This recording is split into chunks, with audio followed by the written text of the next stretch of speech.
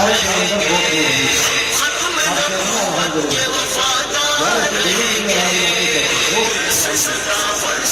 مولانا تھر کے ہیں اور عمر کوٹ کے جنہوں نے تخصص جامعہ عربیہ ختم نبوت چناب نگر میں کیا. ابھی خیر پور ضلع کے مبلغ اور ذمہ دار وہاں کے تھر کے. الحمدللہ تھر کے کئی اور ساتھی بھی ہمارے ختم نبوت کے ادارے میں پڑھ رہے ہیں. انشاءاللہ مستقبل کے وہ بھی مبلغ ہوں گے. ابھی میں ایک مرتبہ پھر شکریہ بھی ادا کرتا ہوں, تہ دل سے مشکور ہوں اپنے بزرگ محترم استاد العلماء شیخ الحدیث حضرت مولانا محمد سلیم صاحب دامت برکات العالیہ کا. ان سے گزارش کروں گا, ملتمس ہوں کہ اپنے کلمات سے ہمارے دلوں کو مستفید فرمائیں. نعرہ تکبیر, مجاہدوں کی طرح یار, نعرہ تکبیر. تاج و تخت ختم نبوت, تاج و تخت ختم نبوت.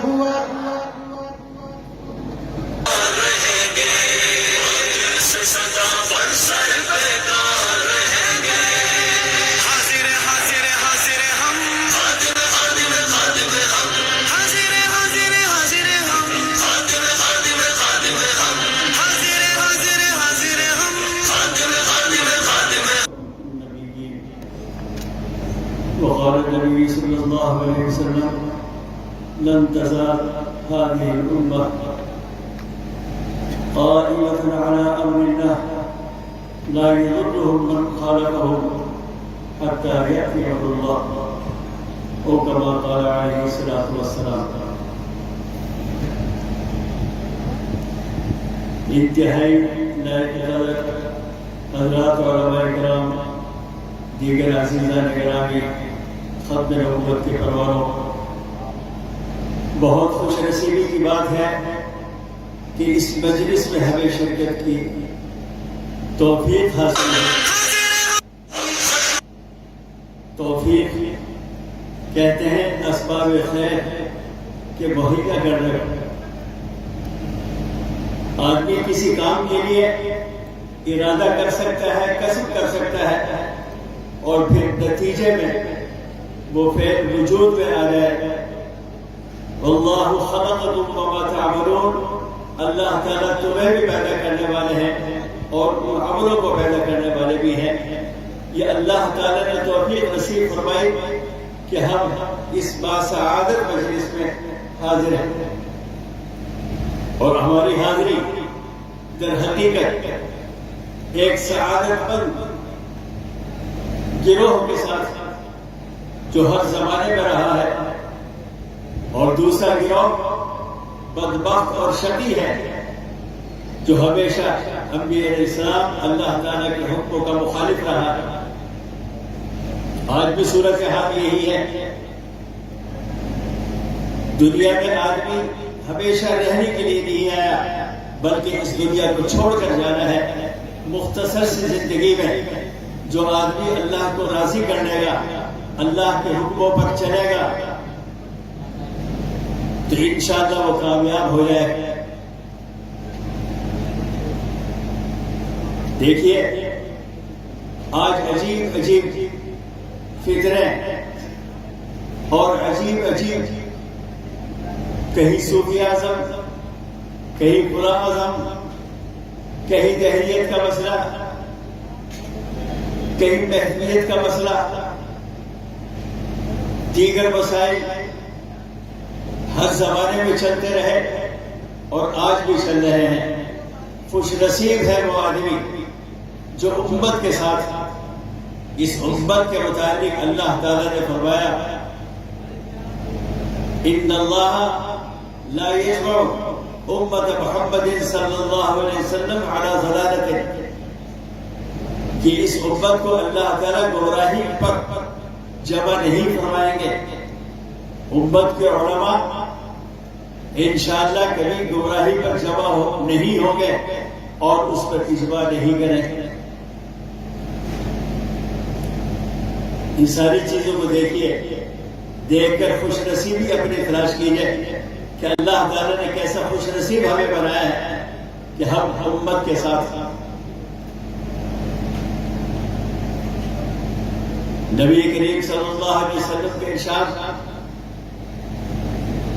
کہ اور مذہبوں میں 72 فرقے ہوں گے لیکن میری امت میں 73 فرقے ہوں گے. جناب نبی کریم صلی اللہ علیہ وسلم سے سوال ہوا کہ اس میں نجات پانے والا کون سا فرقہ ہے؟ فرمایا ما انا علیہ واصحابی، جس راستے پر میں ہوں اور حضرات صحابہ کرام ہیں، اس راستے پر جو چلے گا وہ نجات پانے والا ہے. من یشاقق الرسول، جو آدمی رسول سے خلاف اختیار کرے گا، اپنے راستے کو بدلے گا، بعد اس کی ہدایت اس پر ظاہر ہوگی، مومنین کے راستے کو چھوڑے گا، اللہ تعالیٰ فرماتے ہیں نولیہ ما تولی، جس طرف وہ پھرتا ہے اس کو پھیر دیں گے اور اسے جہنم وساءت مصیرا، جہنم کی طرف چلا جائے گا. اور ہمیشہ بھی وہ جہنم تو اچھی جگہ اور اچھا ٹھکانہ نہیں، برا ٹھکانہ ہے.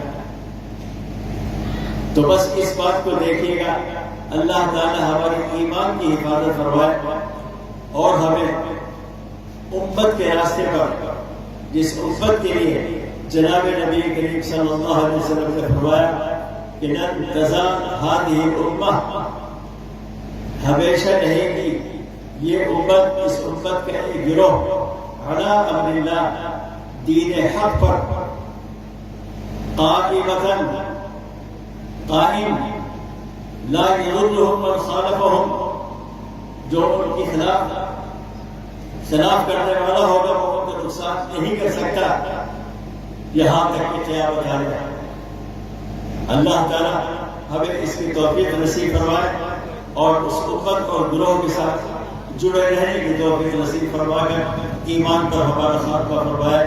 جناب نبی کریم صلی اللہ علیہ وسلم کی محبت یہ تو بہت قیمتی چیز ہے. اگر نبی کریم صلی اللہ علیہ وسلم کی محبت نہیں ہے تو ایمان کی تکمیل نہیں. اللہ تعالی ہمیں کامل ایمان نصیب فرمائے اور الحمدللہ مسلمان میں تو اللہ تعالیٰ نے یہ چنگاری رکھی ہی ہے کہ مسلمان کے ماں باپ کو اگر گالی دی جائے اس کو وہ برداشت کر سکتا ہے، لیکن نبی کریم صلی اللہ علیہ وسلم کی گستاخی کی جائے تو اس کے لیے وہ اپنی جان کو لٹا دیتا ہے. اللہ تعالیٰ اسی جذبے پر ہمیں قائم رکھے. وآخر دعوانا الحمدللہ رب العالمین.